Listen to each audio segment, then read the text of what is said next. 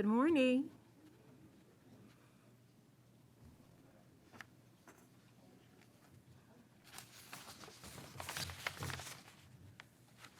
Good morning. I always feel like I'm looking over something because I don't seem, I think I'm short from somewhere to here. And it's like I'm peeping over. And all I see is the chief's smile. Okay, that's great. Okay, good morning. I'm Jimmy Woods Gray, President of the Board of Fire Commissioners. Today is our regular meeting, Tuesday, April 4th, 2023, and the time is 9 a.m. Ms. Gomez, would you do the roll call, please? Woods Gray, Here. Babcock, Hara, Here. Harvey, Here. Ibarra, Fire Chief Crawley, Here. Deputy City Attorney Linda Nguyen. You have a quorum. Thank you very much. And welcome to all of to the audience, visitors, and command staff.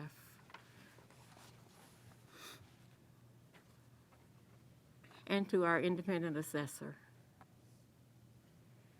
Okay, very good. Chief, will you do us the pleasure of the flag salute and a moment of silence? I would be honored if you could please stand, hand over your heart. Ready, begin. I pledge allegiance to the flag of the United States of America and to the republic for which it stands, one nation, under God, indivisible, with liberty and justice for all. Please remain standing and join me in a moment of silence in honor of our past and present members of the Los Angeles City Fire Department who have devoted their lives to the protection of our community. Thank you. Okay, thank you, Chief. Okay, we're on the agenda at item 1, Commissioner comments. So, so this is probably my last Board of Fire Commissioners meeting, so if you'll indulge me Okay. as I make my last comments. First, I want to We congratulate. all go through the same step by Thank step, you. so we'll follow. First, I want to congratulate the incoming Commissioner, Sharon DeLugich, whom I've known personally a really long time, probably some 25 or 30 years. She knows all the city institutions very well. She has a deep history with this department and with the firefighters union in particular. She cares a lot about gender equity and is smart and thoughtful. I have no doubt that she will work well with the commission and the fire chief and the union. Second, let me say that I'm very proud of the work that we did together during the last 10 years. And by we, I mean the department, the Fire Commission, the union, UFLAC, COA. I don't have time to go into detail, and I know that you don't want me to go through a laundry list, so I will spare you. I will just submit some more detailed comments for the record in writing that you can read if you want to or not. I do want to say that when I started out as fire commissioner, I had a pretty set idea of the issues that I wanted to work on and how to approach them. But life doesn't work out that way. Other issues of higher urgency got in the way, especially during the early years. I'm proud of the way that we worked on these urgent issues, which included a lot of open communication with the other city leaders, including the mayor and the city council and the members of our department, and of course the representatives, which includes the 2 bargaining units, as well as other stakeholders. After 10 years of serving on this commission, my priorities changed. My ideas of what is urgent also changed, and my idea of how to approach those problems changed. That happened because I learned a lot from all of you. Certainly just about every person in this room, and many more people who are not here. Sometimes I learned the lesson you wanted to teach me, and sometimes it was just a lesson that we all happened to learn together, intentionally or not. 2 people who are not here whom I absolutely need to mention are former Fire Chief Ralph Terrazas and Deputy Chief Graham Everett. Terrazas was one of the great LAFD fire chiefs, and I know that history will remember him as such. Similarly, Everett was a great deputy chief, and I learned a lot from both of them. To this day, they're still friends and mentors to me. Their work ethic, their intellect, their openness, and their frankness were a hallmark of their administration and part of what made them successful. A couple of years ago, I had a journalist ask me if it was true that I acted as an informal advisor to Chief Terrazas. I had not thought of my role in that way at all, but once suggested, I couldn't deny that. I grew into that role, and that's a role that was consistent with my position then as president of the Fire Commission. Because I saw my job as a commissioner not just of one of bringing transparency and accountability, but certainly that, to the department, but also about being active and constructive in fixing the problems as we identified them as a way of making this department better.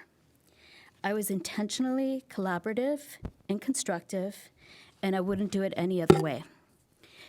Let me be absolutely clear. Fixing problems and being collaborative and constructive definitely means talking to UFLAC and COA directly.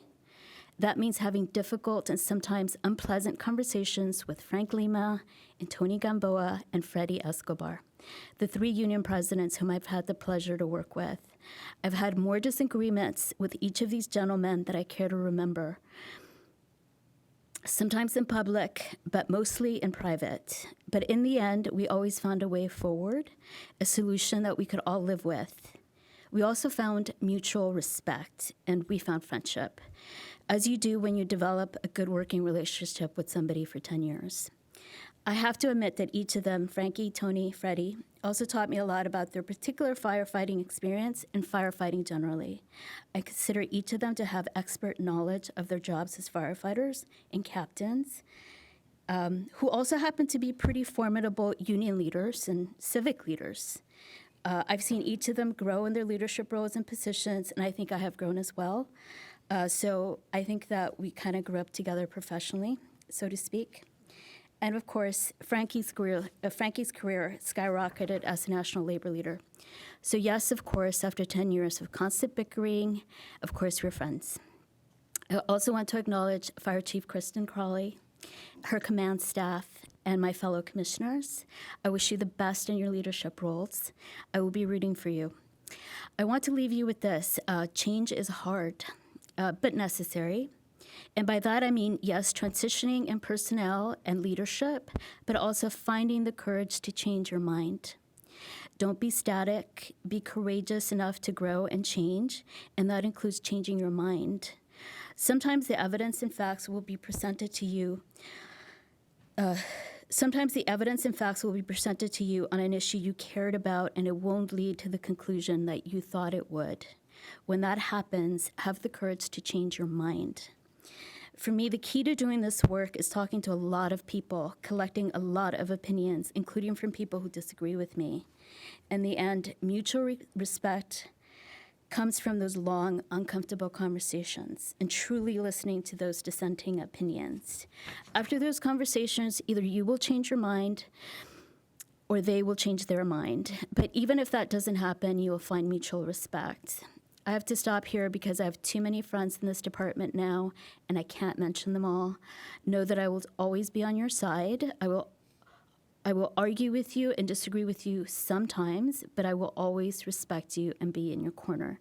You can always count on me to come in to help in any way that I can. Trust that. One more last thing. Sharon DeLugich was the first person to suggest that I should apply to be on an LA City Commission when she worked for Mayor Villaraigosa. So at her urging, I did apply. I didn't get appointed for whatever reason back then, but it planted the seed that led eventually to me being appointed by Mayor Garcetti to the Fire Commission for almost 10 years. For that, I will be forever grateful to Sharon, and so fitting that she's the one that replaces me now. So thank you, everybody, for what you do for the city every day, what you've done for me, and good luck. Thank you. Are there other comments from commissioners? I want to thank Commissioner Ibarra for her service, and it was my pleasure to work with you over the past decade. And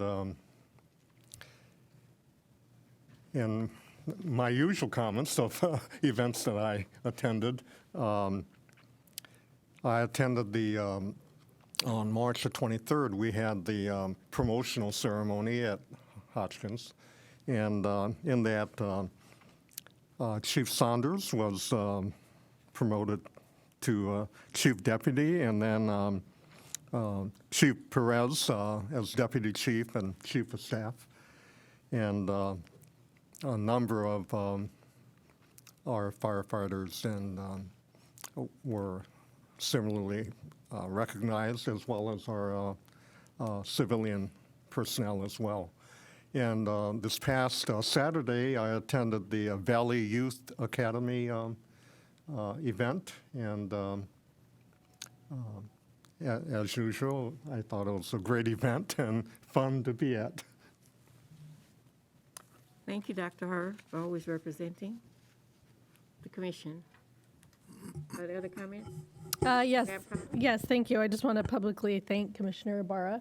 I feel like we grew, although we haven't been on this particular commission together for, it's been a couple years now, but I feel like, a lot of us, all commissioners grew up together under the Garcetti administration, under various leadership opportunities. So it's been a pleasure to see you serve from afar and then also beside you. So thank you. And I know we will continue to see you grow and see what happens in our next years of leadership together. So thank you. I just want to also thank Commissioner Ibarra for her service. She was a commissioner, so I've served with her in 2 different capacities, and you always put in the work, so it's much appreciated, and good luck in your future endeavors. I also attended the promotional ceremony a couple of weeks ago, and it was a big class, and I'm sure that most of the people will be very successful. One of the things I did attend last week also was on the 31st was Captain 2 Mike McInnes's last shift. They had a breakfast at Fire Station 88, and it was good to see him retire in good health. He was someone who I actually worked with at Fire Station 64, and it's interesting. I like to give people pictures of good moments that we had together, and I actually had a picture of fire that we were at on Truck 64 that actually made the cover of a calendar, for a fire service calendar, and I had that picture framed. It was on my wall when I was assistant fire marshal, so I gave him that, and he actually shed a tear.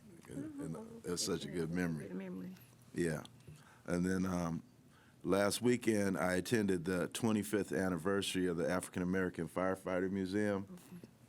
Interestingly, on that is in 1997, when the museum received the keys, the building was in severe disrepair, very dilapidated, and we marched in, all the people who attended, to the opening ceremony. So I was at the opening ceremony, and it was good to be at the 25th anniversary celebration. One other thing I wanted to mention is at all of the events I attended, a lot of the active firefighters mentioned the current captain's exam. So I'm hoping that we can get that on the agenda and discuss it at a future fire commission meeting. That's it. Okay, very good, very good. Commissioner Ibarra, I echo the sentiments of the other commissioners. Thank you for your service. 10 years is a long time to donate to any cause. And as president, there's a lot of work that goes into it. So thank you, and good luck in your future endeavors. And there's lots of work for service people who wanted to give service, so I look forward to seeing you on another commission. Okay. Any other comments? Okay. Then we are now at item two, report of Fire Chief. All right, well, good morning, everybody, and of course, I first and foremost would like to take the time on behalf of the entire LAFD to Commissioner Ibarra. Tremendous amount of influence and impact. You talk about the past 10 years. That is wow, you think about that sacrifice of the time and effort, having a professional life, personal life on top of this journey with us. We appreciate everything that you've done, and we wish you the best of luck, a happy and healthy future for you. And on behalf of the LAFD, we thank you for your service. So wish you also the best. I'll go ahead and get into my comments. First and foremost, this is my meetings and events between March 21st and April 3rd. Our March 22nd had the opportunity to speak on a panel discussion. This was Women Leading at Work, Her Stories, where it was hosted by the President of the Board of Public Works. That was Ms. Garcia. Had the opportunity to speak on behalf of the LAFD. Approximately 100 people or so there from the city family. It's always an honor to represent the LAFD. On March 23rd, we talked about the promotional ceremony. Those 38 of our members had the honor and privilege to promote those members' hard work and dedication to get to that point. We promoted 2 arson investigators, 1 fire inspector 2, 11 apparatus operators, 7 captain 1s, 10 captain 2s, 1 deputy chief, and 1 chief deputy. So we wish everybody the best of luck. We're going to continue to lean forward and train our people to the best of our capacity, and we appreciate all of their hard work and dedication to compete for those positions. Also had another chat with the chief on March 23rd. We focused on our efforts to have a deep dive conversation regarding our Training and Support Bureau. So we had Chief Gutierrez there as our guest.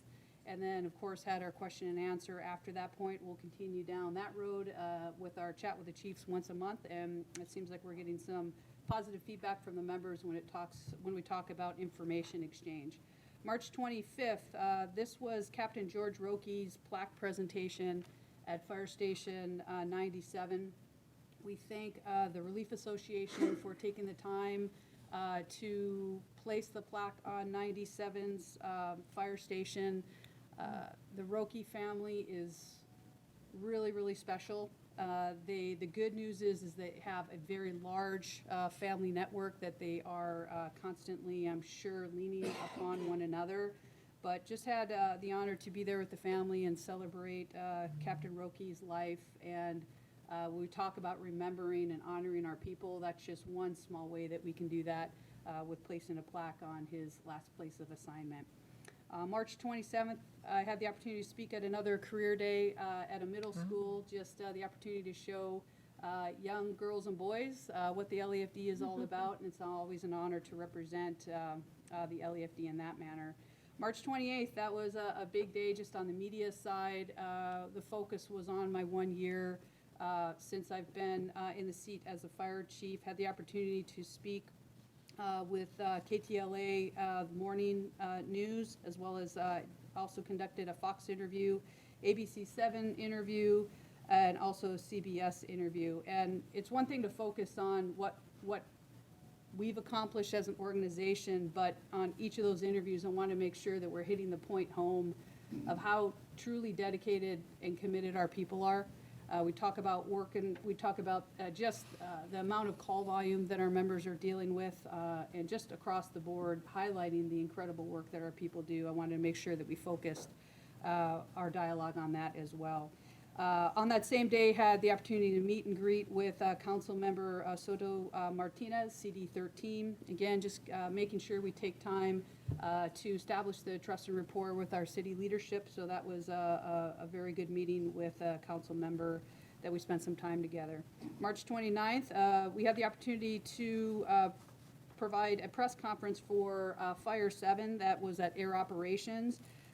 We got to highlight the facts and the hard work and effort of our foundation when it comes to grant opportunities, where they purchased a Bell 505. That's a command and control mission type of a new helicopter, replaced our outdated 206 model. It has specialized equipment on it, a searchlight, night vision, I should say, a rescue hoist, and also the capacity with a 180-gallon water tank. On April 1st, we talked about our Valley Youth Fire Academy. Again, incredible work of what our staff is doing in the recruitment section. There's 60 plus recruits, or I should say cadets, that from our local high schools. They all participated in an 8-week program. It's the first stepping stone. Now that they participated in that, now they can move into our cadet programs. And we're going to continue to focus and invest in the future of the LEFD with our youth development programs. And this is actually the first Valley Youth Fire Academy that we've had since COVID. So the cadets are really excited to be there, and our staff, again, does a phenomenal job of giving back to the community. So we'll continue to invest in the future there as well. Oh, that's great. And that is the end of my comments. Thank you. Thank you, Chief. As usual, you're very, very busy. That's great. Thank you for all the things that you do. I did see the one-year media coverage on several stations, and that was good to see. And thank you for putting the department out there like that. And also, congratulations to all those who did promote. And when I looked at it, I said, gee, that's a promotion I should have been at. Next time, it won't be the same, however. Now we're at item 2B.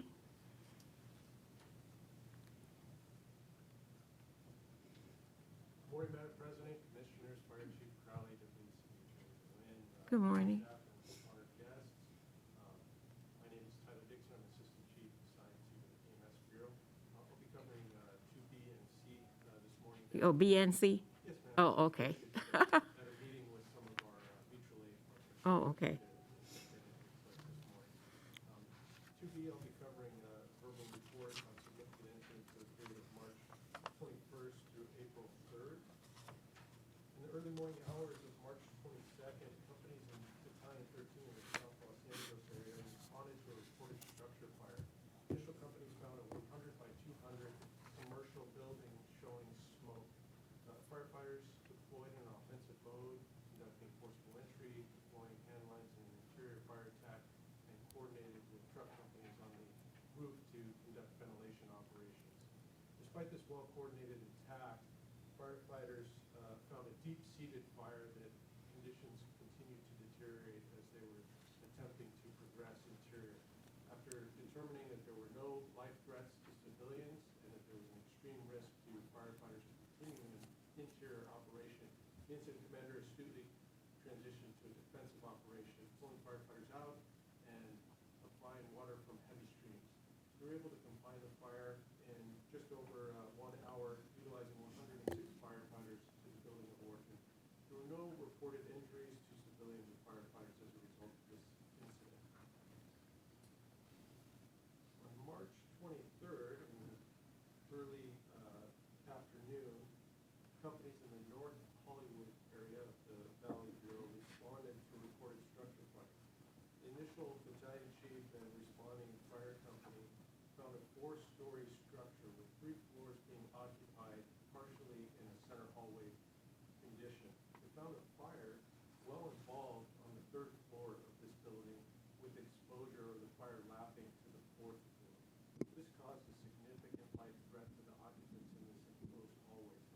Firefighters deployed an aggressive offensive mode, risking their lives to conduct interior firefighting operations and aggressive search and rescue operations. Ultimately, firefighters were able to knock down the fire in one unit in just over 30 minutes with minimal extension to the 4th floor.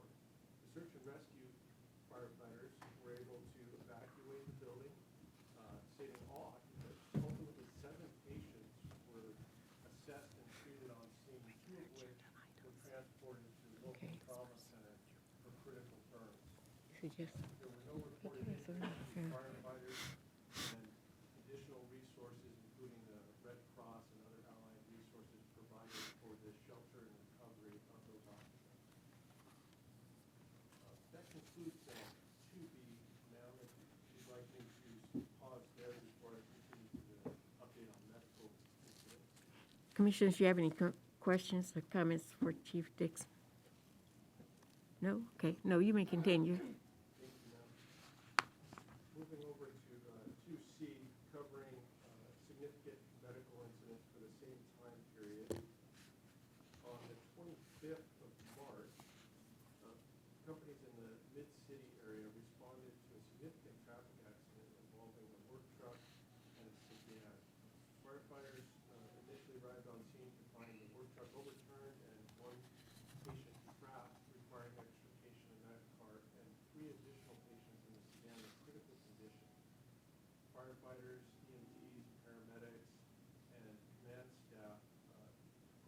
coordinated triage operation and extrication operation, eliminating any ignition sources, and rapidly transported 4 critical trauma patients to adjoining hospitals, with which the initial paramedic rescue coordinated that transport to ensure that those patients reach ultimate care in a timely manner.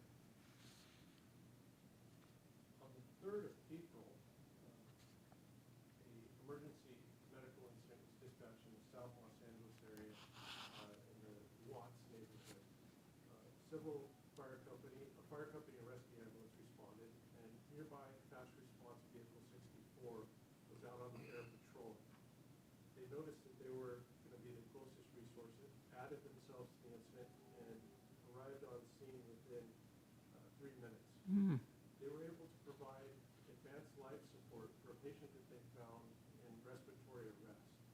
Within several minutes, the fast response vehicle had conducted an advanced life support assessment, established an IV, provided ventilation for the patient that was not breathing, and were able to administer an antidote, Narcan, to a patient that had suffered an overdose.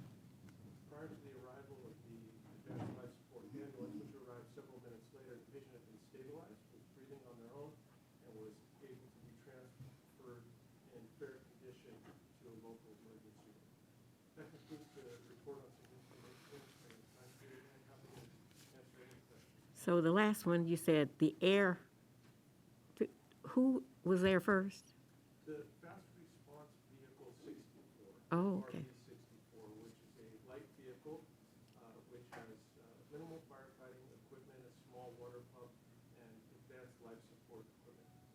Fast response vehicle 64 is currently being staffed for a pilot to staff 24 hours with a firefighter, and a firefighter paramedic. We've had different iterations of the fast response vehicles that this commission has approved. Currently, we have fast response vehicles staffed by firefighter paramedics on a 410 schedule. They have a dual function of tactical EMS going to law enforcement type incidents, as well as emergency medical incidents. Additionally, the fast response vehicle can be used for other missions, like patrolling for rubbish fires or patrolling for if they were in a place like the valley where there was a wildland-urban interface, they can patrol for brush fires, and they can do many other missions. This is an example of one of the innovative initiatives that the department is taking to ensure appropriate response times and respond to the ever-evolving needs of the city. Very good. That's great. The 24-hour one. I hope we have a report coming soon on this pilot program because it's in various stages and steps and it has developed. And since we first started, so it would be great if we could get an update on that. But I hear that it's working really well. Very good. Any comments or questions from the commissioners? Okay. Thank you, Chief Dixon.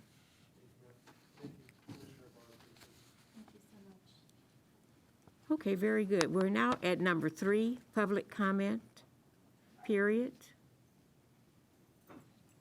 Do we have public comment, Mrs. Gomez?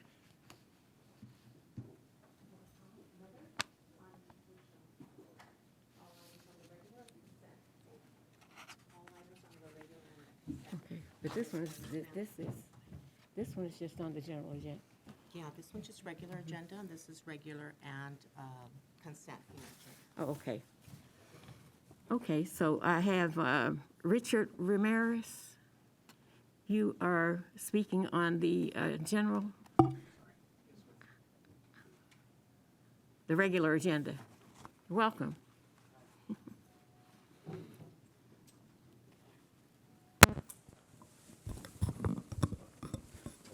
Yeah, good.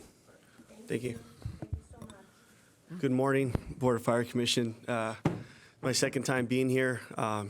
Commissioner Harvey, Chief, how are you guys? Everyone, my name is Richard Ramirez. I have 18 years on the job as a firefighter paramedic. During this time, I've worked around the city at busy assignments, Task Force 27, Task Force 66, and Task Force 11. I just want to give my perspective on what I've noticed in the last, I would say, 10 years, the call volume that is going up. I'm sure we're all aware of it.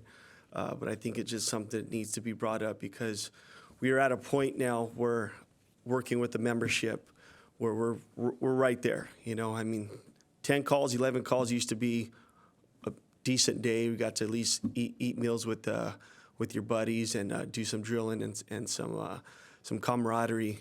And nowadays, you got captains calling Metro to get their guys back just to eat because they haven't seen them since 6 o'clock in the morning. So with that said, thank you, Chief, for continuing to push for hires and keep these drill towers going. I really appreciate that.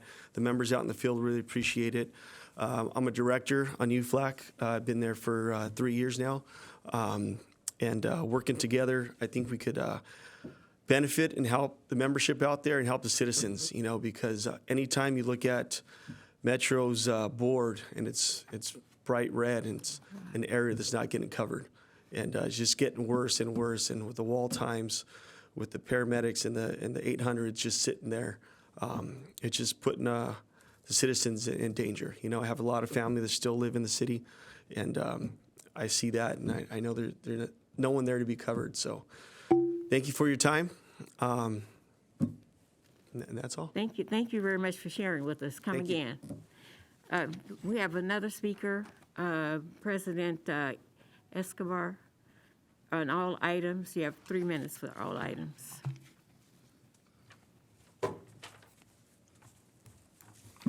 Welcome. Good morning, everyone.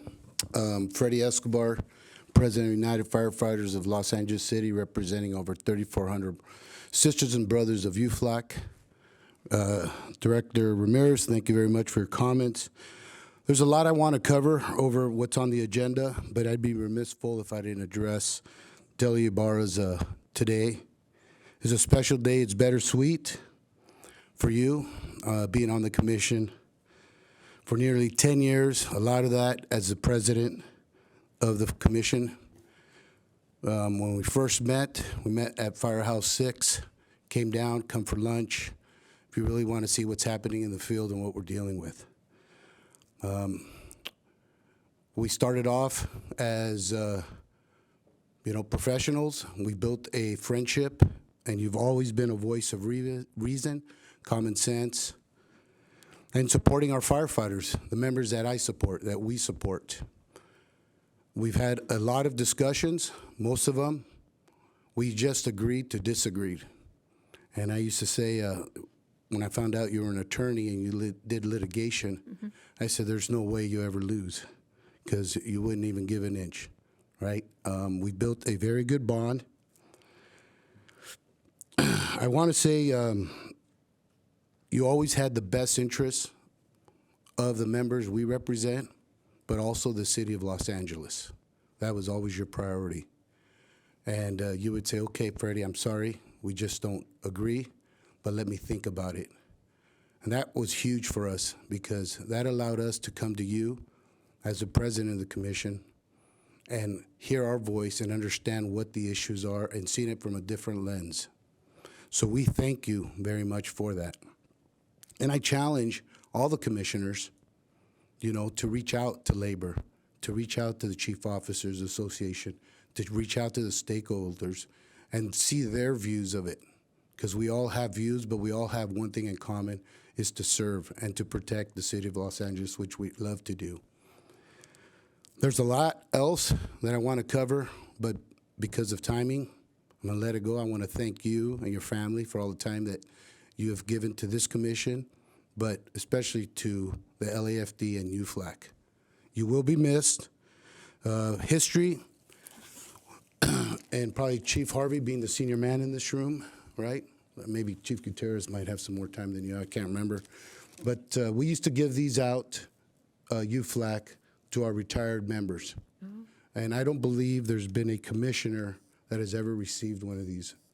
I think it's appropriate, and we thank you from the bottom of our heart for allowing us to have access to you and to this commission and to hear our voice. And hopefully someone from the commission will step up and do that. Thank you. Thanks. So I don't know if it's appropriate to, You want to take a picture or do something? Sure. I'd love the picture with everybody. Oh, Did you ya- finished whatever, okay. Did you finish your comments, or? Yeah, they silence our voice after 3 minutes. Something we've been arguing. Silly. Because it's a special time and you had comments for the commissioner, are there other things that you'd like to talk about? No, I'm fine. Thank you very much, President Okay. Woods. We certainly would allow you to speak on the agenda. Yeah, well, Because this was a just- special yeah. comment that you made. Thank you very much. Yeah, let's get a picture.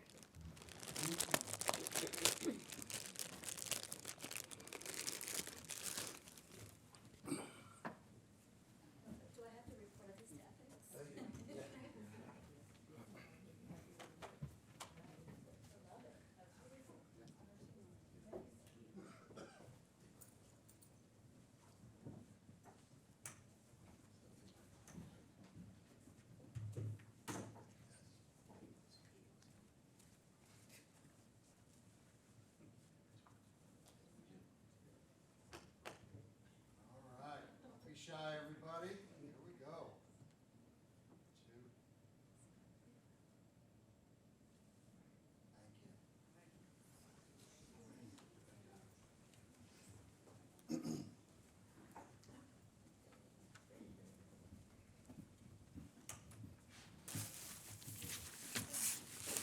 I'll be sure to fill out my ethics form, so this is properly reported.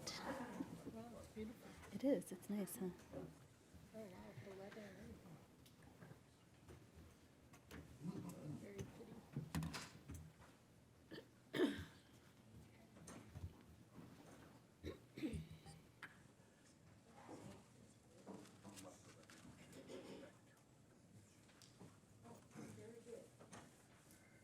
Thank you, that was very nice. Now we move on, we have no other public comments cards, so we'll move to the next item, which is item 4, the consent agenda items. Are there any discussions, questions about any of these items? If not, a motion is in order to approve. So moved. Second. Okay, it's been moved and seconded that we approve the consent agenda items A through E, 4A through E. All those in favor say aye. Aye. Aye. Those opposed, like sign. The motion carries. Very good. Now we'll move to the regular agenda items. Item A, BFC 23-026. Oh, good morning, Chief Perez. You're doing that one. Good morning, Madam President and honorable members of the board. I'm Deputy Chief David Perez and privileged to serve as Chief of Staff at the Fire Department. I'm here today to present to you File 23-026, Call Load and Response Time Report prepared by the Fire Stat Section, and I'm speaking on their behalf today. As you heard from Director Ramirez a few minutes ago, we have seen an incredible increase in our response times and in our call load. And this report does in fact bear that out today.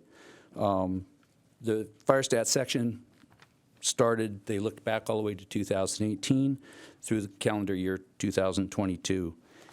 They looked at a few different metrics. The graphs for those metrics are on the pages at the bottom of the report. There was definitely an increase in average travel time and turnout time, but mostly in average travel time, which also affected operational response time, which makes sense, being that travel time is one of the components of operational response time. FireStat reports that it's difficult to determine any one direct factor that would cause the increase in response time and in the call load. We don't really know, have any idea what would cause an increase in call load other than, an increase in population potentially in the city. But response time would be a direct result of an increase in call load because it's taking us longer to get to calls because we're responding from further and further fire stations out. Attached to the report are their definitions where they talk about what is operational response time, call processing time, turnout time, travel time, what results as an incident that they counted, and the data, how they used or how they filtered the data to come up with qualified data for this report. And it's the exact same filtering process and data cleaning process that they use for the public-facing website. In fact, all of the information that's here today came from the public-facing website. They describe ALS critical incidents versus structure fire and standard unit and fire department call processing time. And then they go on into the various graphs and charts.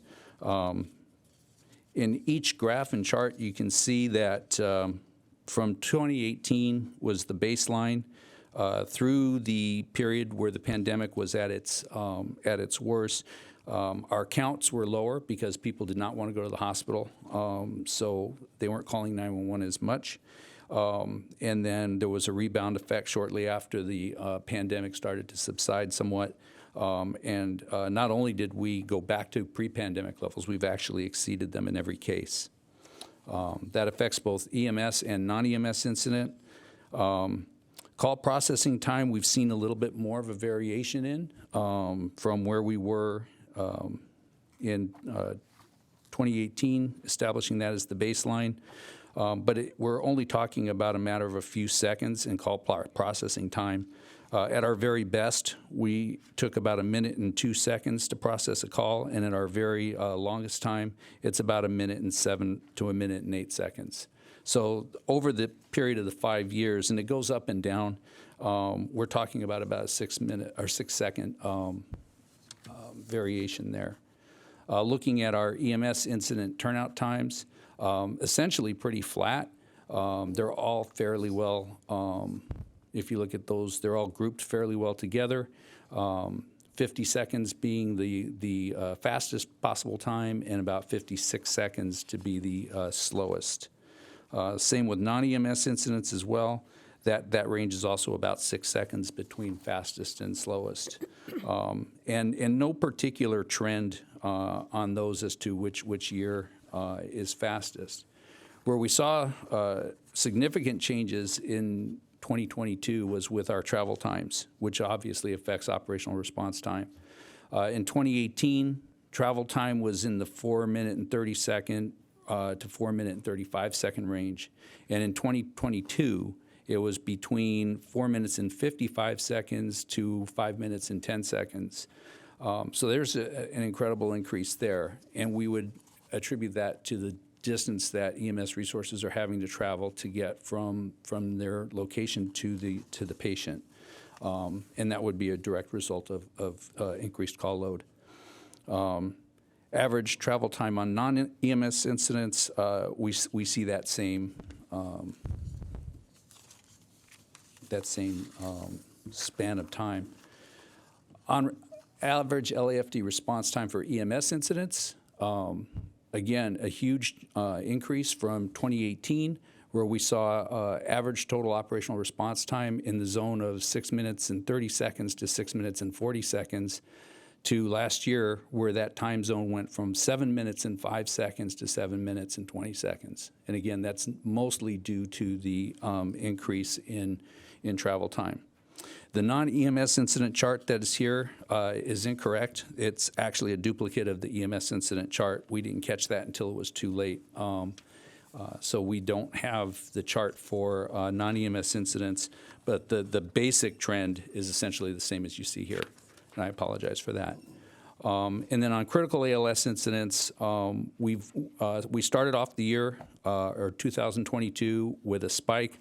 You'll notice that spike occurs in December of 2021 and into January of 2022 on almost all of these. That was one of the large COVID spikes that we had at that time. So in addition to all of the other problems with increased call load and travel time, we also had staffing.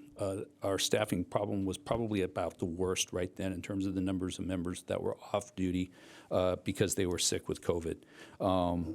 And that added to that as well. That's the basics of this report, and I'm available to answer any questions that you might have. Okay, Commissioners? Thank you, Chief Perez, for the report. Is there a relationship between the response times and the staff shortage? Yes, ma'am, there would be, in the sense that when we have to close resources to balance staffing, then the other resources that have to serve that area are going to have a longer response time into that area. So the more resources that we have to close on any given day should have a resultant effect on response time. Is there a difference in the response times for the inner city and the valley? I don't know that, ma'am. That was not, the focus of this report was citywide, so it was not broken out by that, by the different bureaus. And would they be combined if they were longer in the valley because the stations are farther apart and the places of distances that they have to travel and all? And then are they combined to make one score, one number? All of the response times across the city were combined for this report. Okay. The scope of the report was not to break it out. Could be deceiving in some ways. And Madam President, if you like, we could actually do a deeper dive into the metrics and give you that answer. We could put a report together for that. Oh, yes, that would be good. And we also had hospitals to close, and that becomes an issue also when we look at response times. Okay, Commissioner, thank you very much. Commissioners, you have questions or comments? Yeah. I recently saw a post where the city of Long Beach and then also Pasadena are hiring firefighter trainees, and also LA County, where they have them staffing rescues with EMTs to handle a lot of the low-level calls. Have we done a study on doing anything like that as an entry-level position? Chief, Sure, I can answer that. So our first steps are we're meeting with our labor partners, and that first step is to meet and confer with our emergency appointed paramedics. That's our first step when it comes to supplementing our staffing needs. And then we will continue the dialogue with UFLAC leadership to determine whether or not that's a step moving forward to, as we talk about, build our bench outside of what we're doing with our normal hiring process. So those are the next steps, and we're willing to come to the table and have that dialogue to figure out a better way collectively to assist us with our workload. Okay, Commissioners? Yeah. Commissioner Barr? Yes, so I probably won't be here for the standards of cover report, but is that going to help us address any of these issues? Standards of cover will help in the sense that it's going to, it gives us the roadmap by which we can add resources and gives us suggestions as where we can place those resources. But in terms of truly addressing this, it's about increasing staffing. Increasing our staffing levels in the department to fill the vacancies we already have, plus also adding new resources as we move forward, and doing that in perhaps different ways than what we're traditionally used to doing. So you just need the bodies, basically, is what Yes, you're saying? ma'am. Which is different than standards of cover, which is going to be about resources. Yes, Other resources. it will be both. It will be both about needing bodies and also needing additional resources to help shave off the that critical workload time of the day where we're just running into each other's district. Got it. Okay, other commissioners? Comments, questions? Okay, thank you, Chief Perez. ma'am. We will move on. Is there a motion to receive and file? So moved. Second. It's been moved and seconded that we receive and file BFC 23-026. All those in favor say aye. Aye. Those opposed, like sign. Madam Motion Chair, carries. if I may, I will circle back with staff regarding that corrected page so we have the accurate information in the file. Okay, Thank you. so motion carries with the correction of the one page. Okay, very good. Let's move on to the next item. The next item is B. 5B. BFC 23-29. Okay, Chief Beard, welcome. Good morning, Madam President. Madam President and the board, good morning. Vice President Hara, Chief Crowley, Commissioner Harvey, Ms. Ibarra, thank you for your service, Commissioner Ibarra, and Commissioner Babcock and also Ms. Linda Wynn, we always talk to. Melford Beard, Assistant Fire Marshal of the Fire Prevention Bureau, and before you, we have our board report for 2022. First of all, I'd like to recognize some people in the audience, is my fire prevention staff who made this possible. We have Chief Leroy Rogers right there. He's the acting section commander of public safety now since I've been acting as an assistant fire marshal. We have Corey McDaniels. He is the captain of cannabis. We also have Captain Brian Nasur back there. He is in charge of brush. We have Can they Mr. raise their hand or something so we know? Oh, okay, I'm sorry. Everybody's shy. Nobody showed up today because we had this board report. We have Hanny Malaka. He's over at Fig Tower. And we have Captain Brian Petty, who overhead of Central Industrial. So these are the leaders that are part of our Fire Prevention Bureau that help us out continuously, and also have our head honcho here is Chief Orrin Saunders, who we report to. Okay, thank you. Okay. Before you, we have the board report that's reflective of 2022, the successes of the Fire Prevention Bureau. It demonstrates the commitment to fire and life safety. The Fire Prevention Bureau continues to direct focus to the fire prevention inspections as a priority department-wide. Our focus, approach, and accountability measures both within emergency operations and the Fire Prevention Bureaus is always moving in a positive direction. And that's just with the constant teamwork, collaboration amongst our inspectors, our sworn, and also our civilian workers. If you turn to page 1, does the entire board have a report? Yes. Okay, thank you. If you turn to page 1, you'll see our successes. We made over 17,618 inspections, and we completed 96% of them. And that's with limited staff, people being off, vacancies, LW, and so forth and so forth. So we actually completed 96% of our inspections. If you turn to page 2, this will highlight industrial and commercial section, which is under Chief Petty. The industrial and commercial section responsible for ensuring compliance with the fire code during maintenance and enforcement inspections of all industrial and commercial occupancies, high-rise buildings, and brush inspections. Data from the collected from the fire prevention application, which is FPA, and reflects inspection completed in 2022.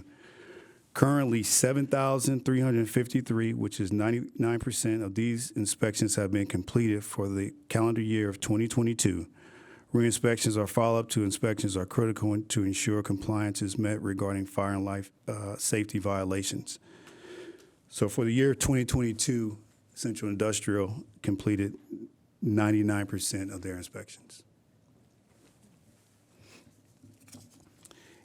When you go to the bottom, you'll see that we had re-inspections, and when you look at the change in inspection activity, it's either a plus or minus. We were able to go back out there and make sure we got the re-inspections. And we usually do re-inspections, we give them a 30-day notice, and we go back out there. 45 days, we go to a legal packet.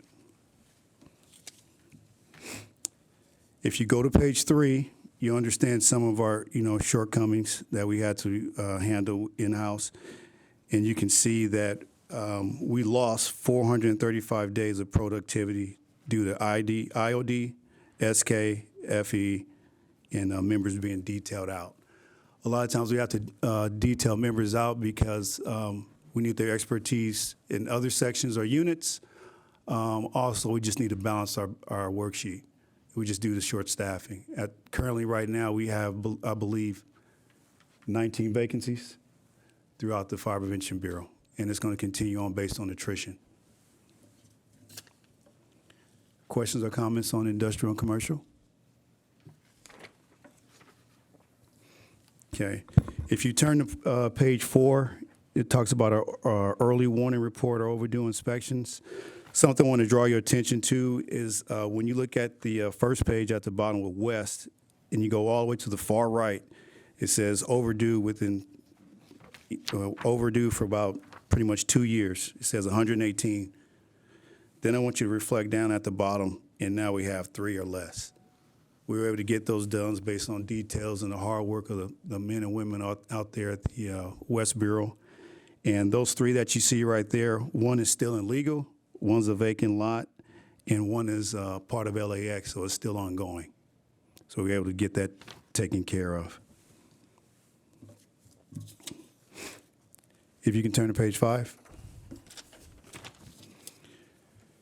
Page 5 is data collected for brush inspections, which are under Captain Nassour, who's in the back of the room. If you look at that, we have 100, from January to June, we did 160,220 parcels. That's from private, government parcels, DWP parcels, and MRCA parcels.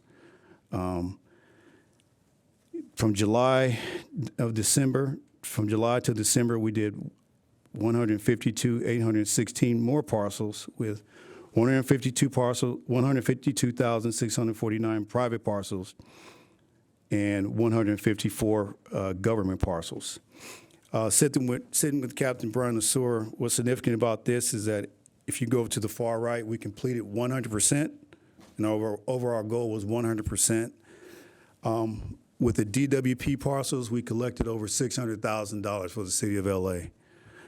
We don't make any money off of MRCA. We kind of like lose money because they're a state entity. With the private parcels, I believe we collected over $3 million. So good job, Commander. Again, we go down to the bottom with the re-inspections, all at 100%.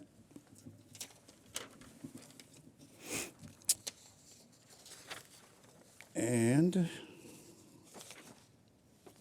if you go to page 6,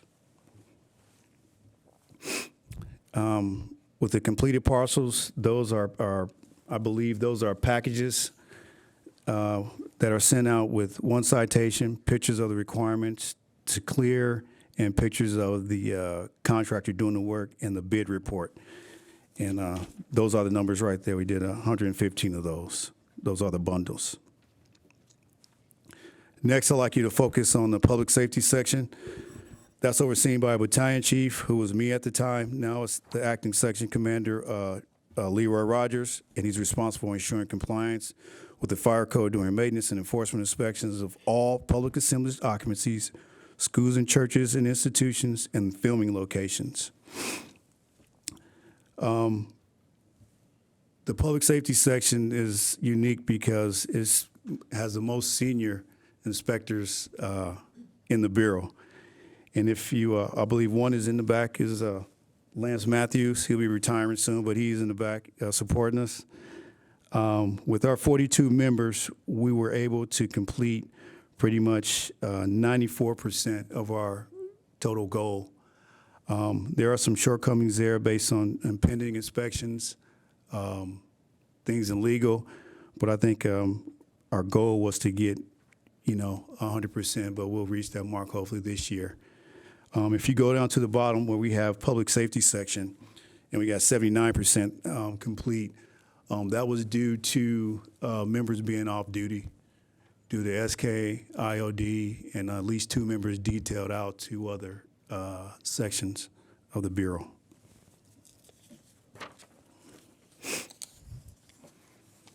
Then you go to page 7. You still have the film unit, institution unit, public assemblies unit, schools, churches, institutions, and the Valley Public Safety Unit. Those are our re-inspections that were complete. We made sure we reconciled the re-inspections out there to make sure we went back and cleared them out the system. One thing you'll see is some numbers are higher, are lower, and what we still have is bad data. When Commissioner Harvey and Chief Crowley were downstairs, we have an old system which is FPA, and at certain times it's still tough to clear out bad data out of our system. So hopefully with films 2.0 or 3.0 coming up soon, we can get that data out of there.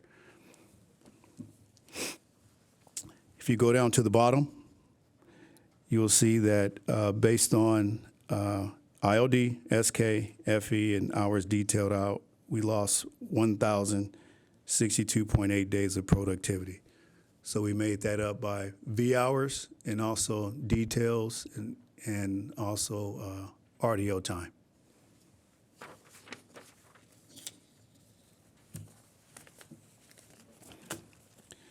If you go to page 8, you will see that equivalated to about 24.33% in the year of 2022. Next, you have our early warning and overdue. I'm going to reflect on everything is pretty much cleared up now. If you go down to the bottom to the far right, it's everything is cleared up. And some of that, when you get to the 42, that's in the far right, is about 2%. Still, some of that is bad data that we just can't clear out the system.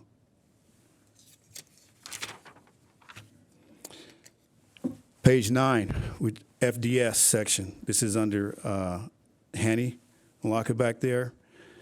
The fire development section is overseen by a civilian senior fire protection engineer, who is Hanny, and is responsible for ensuring compliance with the fire code, doing plan reviews, new construction inspection, and tenant improvement inspections.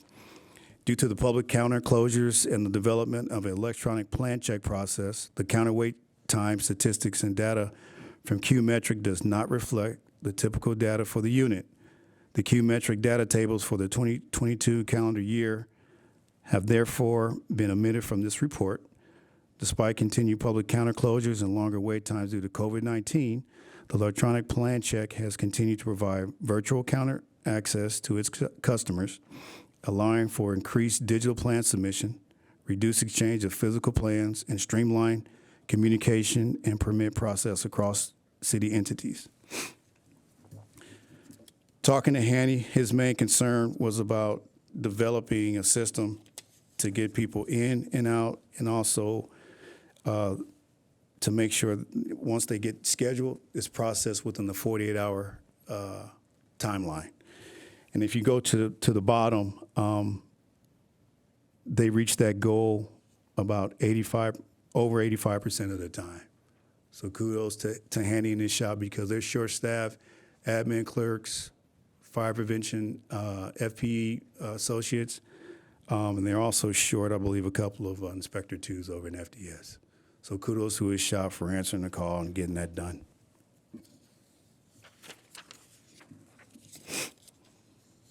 Am I missing anything, Annie? Okay.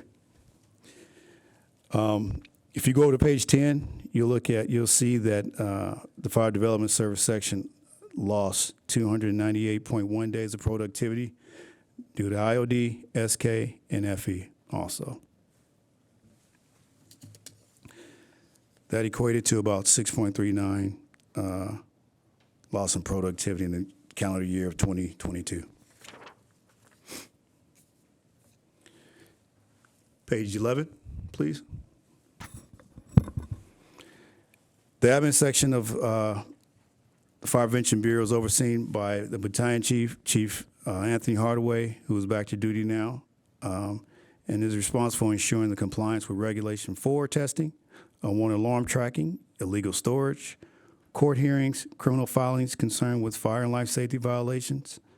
The legal unit works closely with the City Attorney's Office, Ms. Linda Nguyen, to bring building owners into compliance for all the fire and life safety violations. In 2022, the oil wells and cannabis unit were reallocated from the industrial commercial section to the administrative section. The following data was collected from FPA and reflects inspections for the calendar year 2022. Highlighting right there is the cannabis unit. They finished out the year under Captain McDaniels with 90%, and actually completed those other 10 at the beginning of the year. And the oil wells unit is at 92%. And if you look at the little asterisk below, it says the administrative section completed 91% of overall inspections during the 2022 calendar year. And once again, just productivity was limited to staffing and people being off IOD, NILD, LW, in details.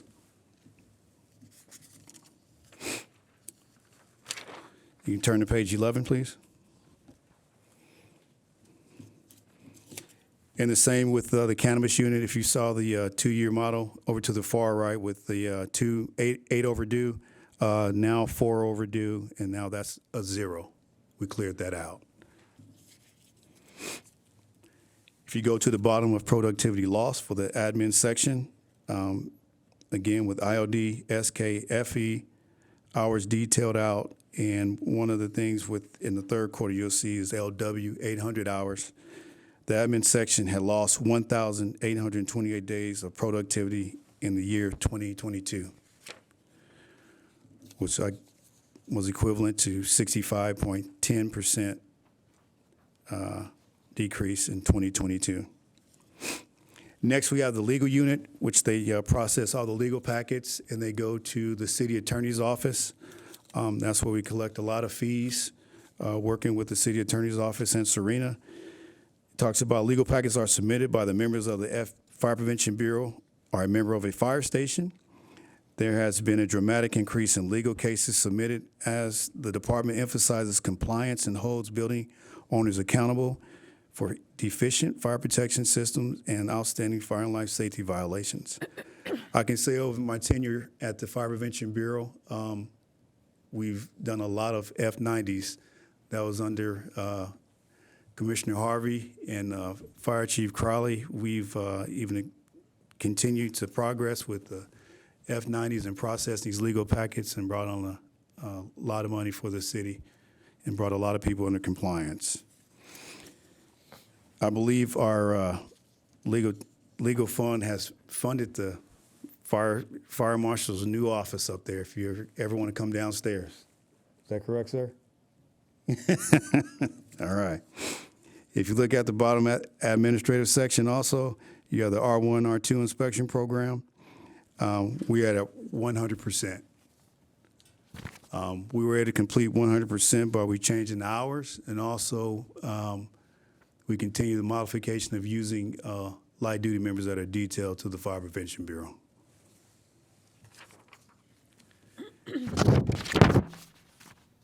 Oh, sorry. Okay. It says to streamline communication between field resources and FEB, a referral form has been utilized to expedite assistance and direction to mitigate fire prevention concerns in the field. The following data reflects the number of referral forms collected during the 2022 calendar year.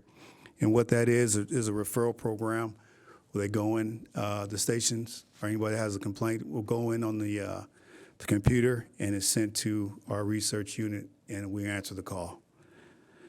In conclusion, to demonstrate our commitment, fire and life safety, the Fire Prevention Bureau continues to direct focus to fire prevention inspections as a priority department-wide.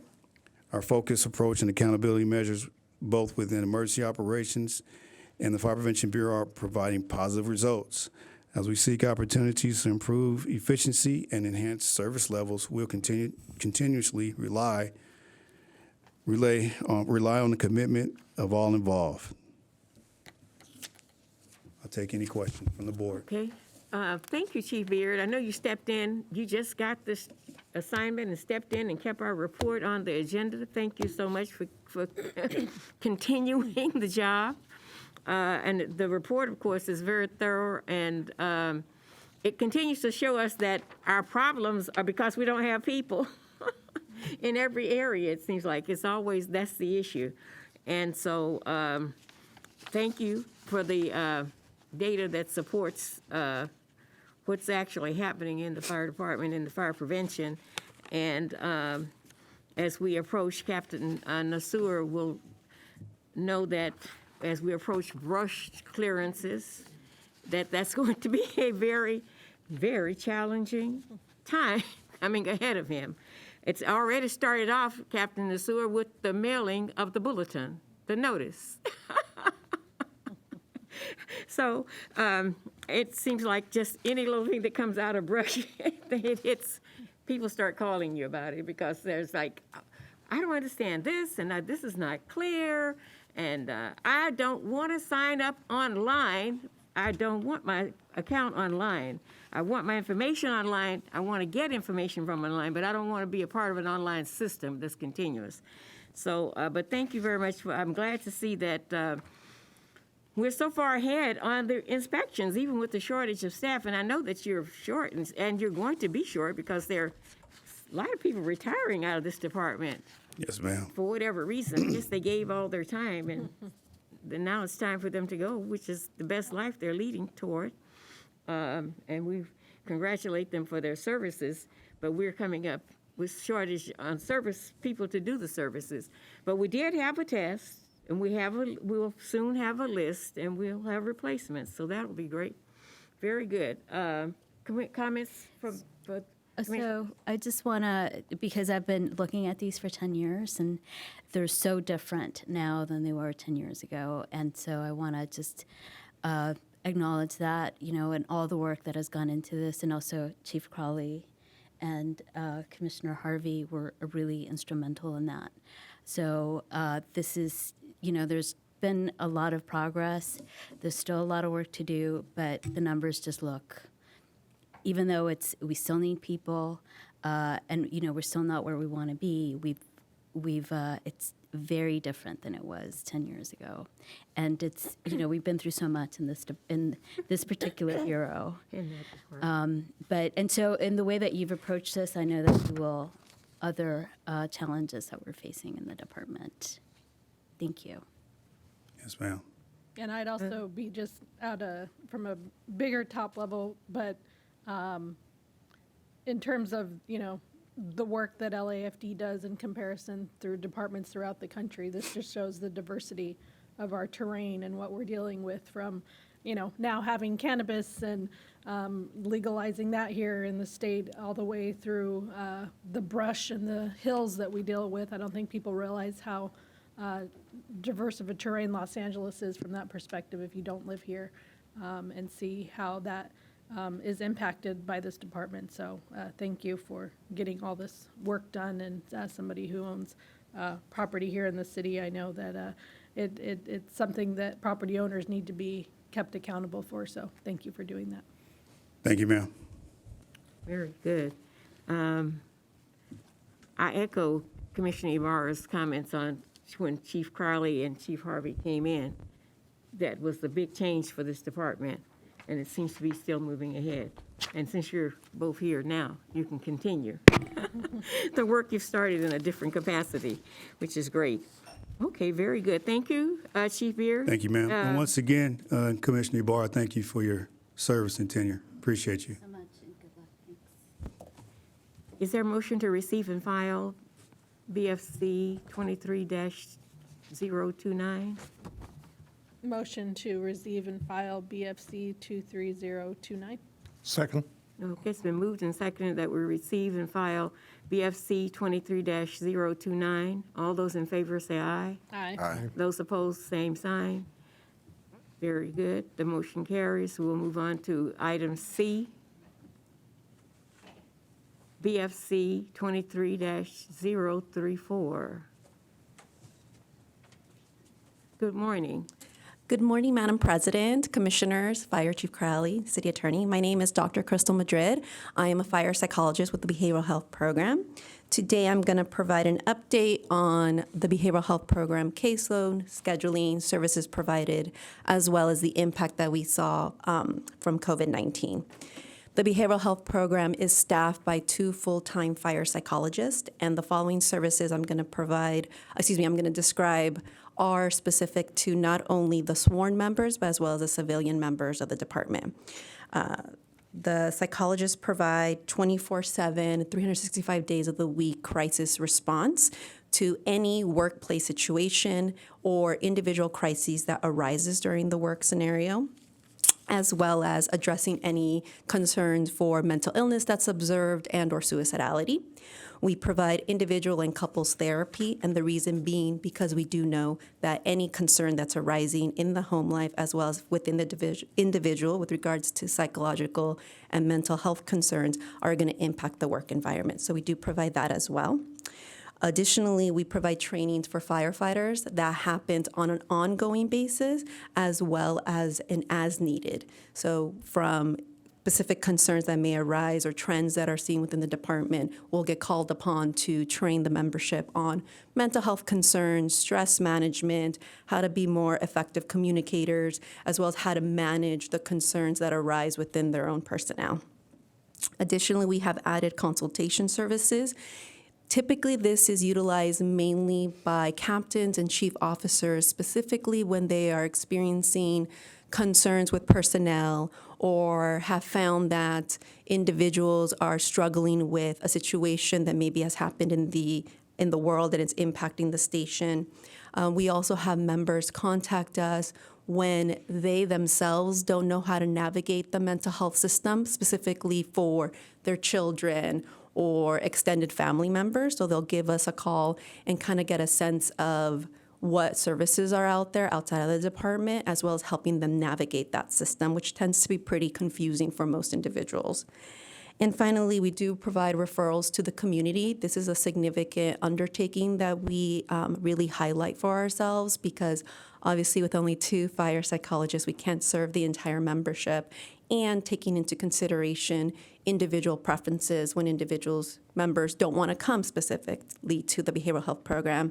We need to have an ongoing list of therapists in the community that not only practice from an evidence-based perspective, but that are trauma-informed and do have a sense of how to engage with first responders. So that is an area that we really try to highlight. Additionally, because our services that we provide with regards to individual therapy and couples therapy cannot be long-term. It is a short-term endeavor, so in which case we need to have those therapists on deck in order to refer out for those long-term care. That dovetails nicely into the section on caseload and scheduling. Because we do have 2 fire psychologists, everyone that comes and seeks services from us are told on the outset that it's time limited. And that varies by individual, but roughly anywhere from 8 to 12 sessions. Now, if someone comes through and it's pretty clear and apparent based off of our diagnostic assessment that they do meet criteria for PTSD, then that time frame switches, in which case it's anywhere, typical protocols, anywhere from 14 to 16 weeks.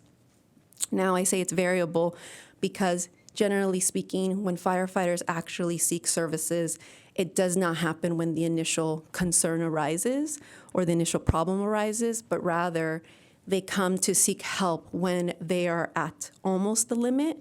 So at that point, there's a lot of multifaceted layers we need to get through, and sometimes the picture becomes more complicated. Additionally, with that being said, the fire psychologists and all the varied responsibilities that they have can only dedicate 20% of their time to individual services. That roughly leads to about 8 therapeutic hours a week. And that varies by individual. So some individuals are seen weekly. Oftentimes, unfortunately, through the process of therapy, other things are revealed, such as suicidal ideation that kicks in, that doesn't reach the level of needing hospitalization. They're still functioning, still managing their work-life balance. However, they just need more support, in which case they will be seen multiple times a week. So it varies on each presenting problem and the individual. Like I said before, they are told at the outset that it is time limited. So once they are stabilized, any crises are reduced, then we work collaboratively with referring them out for long-term treatment with therapists in the community. Now, what COVID-19 did to that particular process was particularly disheartening and interesting. With respect to COVID-19, the World Health Organization estimated that approximately 25% of the worldwide population was experiencing an increase in depression and anxiety, and the LAFD was not lost in those numbers. We did identify that through the beginning there was a steady incline of about 20 to 30% more seeking services. And what we saw was that firefighters did a really, really good job in general, but in the beginning with managing their own stressors. like really had a good handle on it. They deal with a lot of things on a daily basis. At that 6.5 mark, 7.5 mark, we noticed that individuals started to come for services. And the reason being is that this was now looking like a long-term issue. They were also dealing with a couple of other concerns. Children staying at home, dealing with family issues, aging parents. So they can handle the job, they can handle a lot of things, but then it got to a place where they're spinning too many plates in the air. So that's where we saw that 7.5 mark as that increase kicked in. It continued in such that by the time March 2021 hit, we were seeing 70% of individuals seeking services, an increase of 70%. That's pretty significant. Now, when you look at that time frame and the environment that was happening, we have the availability of the COVID-19 vaccine or lack thereof, decreased morale with respect to our department members, as well as the social justice protests that were occurring. So there was a lot of influx of external stressors that were impacting. Now, with regards to scheduling, what we ended up doing is if our ability to see about 8 therapeutic hours a week, obviously with this increase, we had to double our efforts as well. And the reason being because our list of individuals, of therapists that we could refer to in the community was at capacity as well. The mental health field was significantly impacted worldwide with all of the individuals that unfortunately their mental health concerns came to light during the pandemic or they developed because of the pandemic. So we felt that we're in a very precarious situation in which we have this influx of individuals seeking services, and yet we have no one to refer to. So we increased our ability to see folks, often quadrupled the amount of therapeutic intervention that we were doing to see individuals. And it didn't come with no cost. Unfortunately, throughout the whole mental health field, as well as internally with our behavioral health program, we did see that therapists were getting burnt out, and we succumbed as well. And one of our fire psychologists did resign during the COVID pandemic. As a result, the behavioral health program was only staffed by one fire psychologist for approximately 9 months until another fire psychologist was hired in July of 2022, meaning that we're back to status quo. However, as you have identified, we are not staffed to match the needs of the membership as well as the growing number of the membership. Our goal in the behavioral health program is always to provide quick, effective, evidence-based treatment to our membership so they get high-quality care. At the present time, we're doing the best that we can with what we have available to us. Unfortunately, we cannot treat everyone or help them in the way that we feel that we can.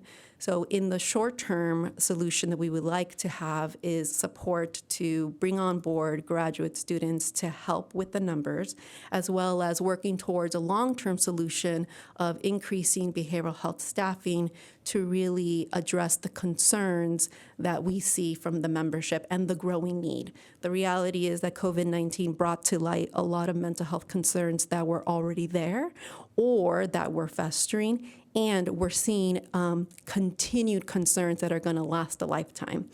Particularly the general, the medical general kind of called to action all mental health clinicians to alert them to a mental health crisis that is coming online with respect to adolescents, with respect to the COVID-19 impact. So that is something that is not lost on our membership, so that is something that we're gearing up to recognize as well. That is the end of my report, unless anyone has any specific questions I may address. How many more psychologists do you need? Well, if we look at the ratio of how many folks we have the membership comparatively to, like, let's say LAPD, right? So LAPD, when fully staffed, has 16 full-time psychologists. We have 2. So ideally, we would like to start out with having a fire psychologist per bureau. So immediately you'd like to have 4? Yes. Didn't- Have you made requests? Yes, sir. Didn't we budget for extra? I think Chief Ross is We mentioned did, it. and we were able to add one additional fire psychologist last fiscal year, in which then we worked with UFLAC, and that's where that fire psychologist or that funding went towards, because we do tag team it in regard to our fire psychologist and UFLAC's behavioral health program. So with that, even with the 2 additional fire psychologists, we do have the opportunity now, we're waiting for the Blue Book to come out, and then from that point, we do have the opportunity to have dialogue for add-backs as well. So, but UFLAC always had a fire psychologist, right? That was, and then we had 2? Or, So, right? so UFLAC, yes, has always had a mental health professional in addition to what the department has. That's correct. Okay, so then, we've only added another one then. Correct, and they have, I don't know, Dr. Madrid, if you have the ability to speak on what that model looks like, and is it going to continue to work? I think the collaboration is really important for our rank and file to have that choice of where they feel comfortable, either utilizing the mental health professionals through UFLAC or our fire psychologist. The reality is we need to continue to grow the program, period. Yes. So with that, we're going to continue to lean forward and request that. I think the justification is absolutely there. In fact, I know it's there. So depending upon what happens with the Blue Book, we'll continue to move forward and collaborate with city leadership as well as our partners with UFLAC and COA. It makes a lot of sense for us to ensure that our people have the tools that they need and we need to support their efforts, especially with overall health and well-being. Yeah. So also, I just want to say, I think this is an issue that's been little covered, and it's not. I mean, the pandemic was really hard on everybody, including those of us who had the luxury to stay at home. But certainly for people who didn't have the luxury to stay at home and who were out there during the pandemic, and so that goes, across, all first responders and, people who were working during the pandemic, but especially people who, in the medical profession, who we are part of that chain. And so it was especially hard on all of those people and all of our members. And I don't think that people fully, like the general public, fully understands how difficult it was for our members and also for their families. Right. Who were also exposed. It was just very, very hard. And a lot of other issues in the department were exacerbated by the pandemic. Absolutely. So it's really core to what we need to do to sort of rebuild our department is to get a handle on that. And I know that it's a lot on your shoulders. So I'm glad that you're getting the support you need, and hopefully you'll get a lot more. Thank you. So, Dr. Madrid, were you saying that you need one fire psychologist in each bureau and the 2 of you that are still... And an oversight, yes. Okay. Have you seen any increases from long COVID, from the members who had COVID? Have you seen an increase of people from that? We haven't looked at those specific numbers. Just anecdotally, what I can tell you is that we do have individuals that are coming with respect to long COVID. It's multifaceted with respect to the increases in their own mental health symptoms, as well as how do you manage a new life with new long-term medical symptoms. So the mental health side does get impacted by the medical aspects of it. Mm-hmm. It's kind of like another area that we really need to focus on more. Right. Because we're finding that the long COVID is affecting people in many, many ways. And the fire department is not immune from that. We're all just humans too. So whatever's happening to other people outside is happening inside. Right. So it's something that we really need to focus more on. And as usual, mental health takes a back seat to most things, but we really need to bring it to the forefront and work on it more because of the fact that we acknowledge and know that it's a problem, an issue, not necessarily a problem. Okay, very good. Any other questions or concerns for the doctor? Dr. Madrid, who are the ladies they work with you? Oh, just Renee. I don't. And then Dr. Schneider's here as well. Okay. very good. Thank you. Thank you. Okay, thank you very much for your report and the work that you're doing. Is there a motion to receive and file? So moved. Second. Okay, it's been moved and seconded to to receive and file BFC 23-034. All those in favor say aye. Aye. Those opposed, same sign. The motion carries. That's the last item on our agenda. Is there a motion to adjourn the meeting? Motion to adjourn, or would you like to? Yes, I guess I will move to adjourn. Oh, very good. Second. Very good. Thank you very much. All those in favor of adjournment, say aye. Aye. Those opposed, same sign. The meeting is adjourned.